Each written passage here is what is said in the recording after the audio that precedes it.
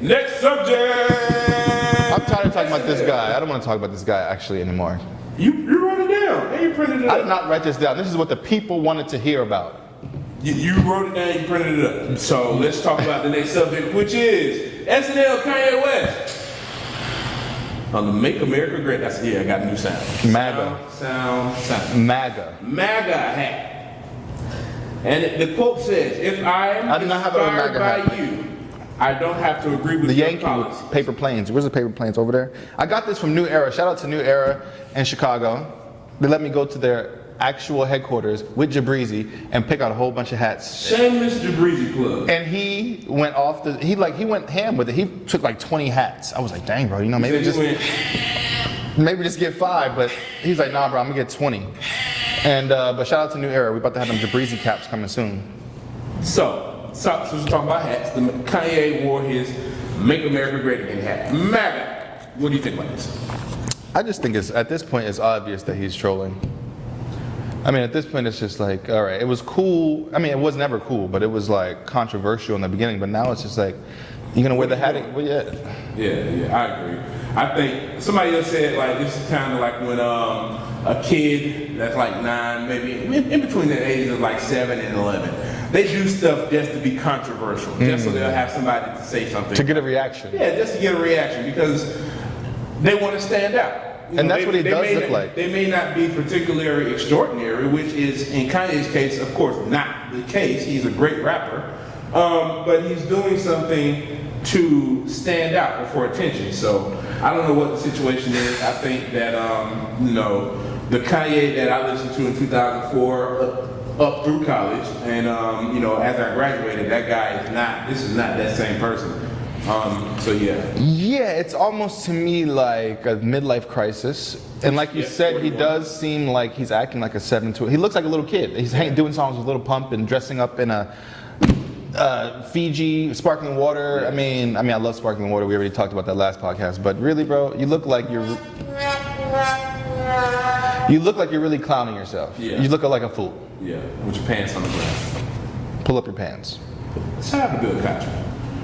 Shout out to, I don't know how we left that off the table. You wrote the list. Woo! Cosby's in jail. I heard he was falling down and getting hot dogs thrown at him. You know what? Let's finish this one and then we'll go to Cosby because that is a situation on the what he said what Kanye said about Trump after SNL, like after it went off air, he said some stuff while they were still recording, but of course SNL didn't air it. But basically saying, I don't see why everybody's so upset about me and Trump, and he's a racist, how could you like him? And he said one thing that was really stupid to me. He was like, just because I'm inspired by somebody doesn't mean I have to like their policies.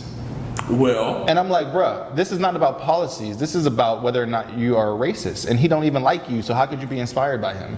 Well, I think in that respect, Trump's policies aren't new. They're just really public now.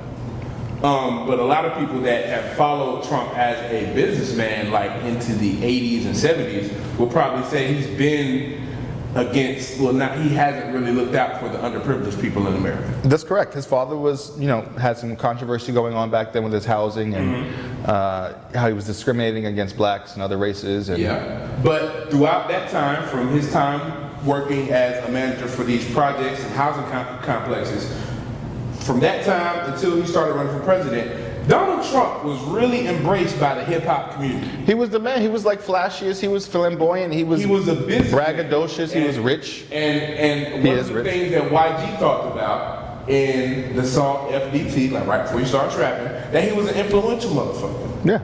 That people really looked at him to want to learn the business. But once these policies came out and his true ideas about America, or whatever he's being fed to say, I don't know. Once those started coming out, that is when the American people, the hip-hop community, the entertainment community really started to rally against him. Because one of his biggest detractors is Snoop Dogg. But if you can look and find out, Snoop Dogg was actually on the roast for Donald Trump. And did a great job. That was before politics come into play. That is before the politics. They always say when you go on a first date, never talk about religion, politics, or something else. Exactly. So or your exes. So I feel where Kanye is coming from. He is probably being honest. Somebody's Donald Trump's somebody that he probably looked up to for business reasons. Right. Because no matter how you feel about Donald Trump's business practices, he is successful. So I think that's where he's coming from today. Yeah, but screw them. I think we talked about him a little bit too much. The SNL performance, though, with the water bottles dressed up, that's just like... First of all, I love that song. I love that song as well. I love it. But I don't like the fact that the radio version is, "You're such a freaky girl." Well, when certain songs are so big, they have to get to radio. I mean, but you could have just said, "You're such a..." Nah, they need something. That's too much space.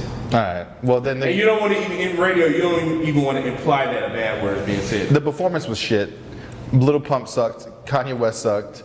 I like the video part, excluding Adele Gibbons. Like, I feel like of all the videos that Kanye could have had, like a bitch with a huge ass and tits in. We already talked about this last week on the podcast. Good, but we got to talk about it in regards to this. Like even the SNL performance, you could have had a huge ass. Get some new material, bro. We could have had a huge ass in that video. I'm over. Okay, whatever. The 13th Amendment. 13th Amendment. It should be abolished by Kanye West. That's what he said. Kanye Omari West. You motherfucker, you. Okay, I'm joking. But anyway, a lot of people when they saw that, they were like, "Hey, Kanye West wants to bring back slavery." It was a choice. Slavery was a choice, but legally, that's a die. Yeah. He wants to legally bring back slavery. They were like, "Oh my God, that's what Kanye's talking about." But T.I. went on his social media yesterday and made a comment and kind of explained it a lot better than Kanye could have, because we all know T.I. as the what's some T.I. word he would use? Right? T.I. has the jail talk after you've been educated in jail for like 20 years, and my brother man from the other man. And what I'm trying to say is, you have to first. The absolutely disagreement. With Kanye's rambling and inaccurate fallacies. But as T.I. eloquently said on his social media, that the 13th Amendment includes more than just the abolishment of slavery. It also includes them saying that people that are in jail or in prison have to actually be slaves. Yes, the people who are excluded from the 13th Amendment are the prisoners. It says everyone else cannot be a slave except you've been imprisoned and you've been charged and blah, blah, blah. So what he's trying to say now is that people in prison have been rallying against this portion of the amendment because in jail they're getting like pennies an hour to work, and a lot of corporations are getting cheaper than China wages. Exactly. You know what I mean? Like I know one of the things in jail that people make for cheap are like the shoes, the jail shoes. Those are like what? The slippers? Yeah, the Bob Barkers. That's what I think. That's what they said. What, no, Bob Barker makes. It's called Maximum Security. Is the name of his line, and they have soaps, shampoos, bedding, and blah blah blah. Yeah, and prison labor is used on the highways, and it's used to make a lot of stuff that we use in society on a daily basis. And that's what Kanye was trying to say. That is what he said, but he's just not really good. He was trying to get him working things. He's smart. He knew what he was doing by that. I don't think Kanye is good at wording things. He's not.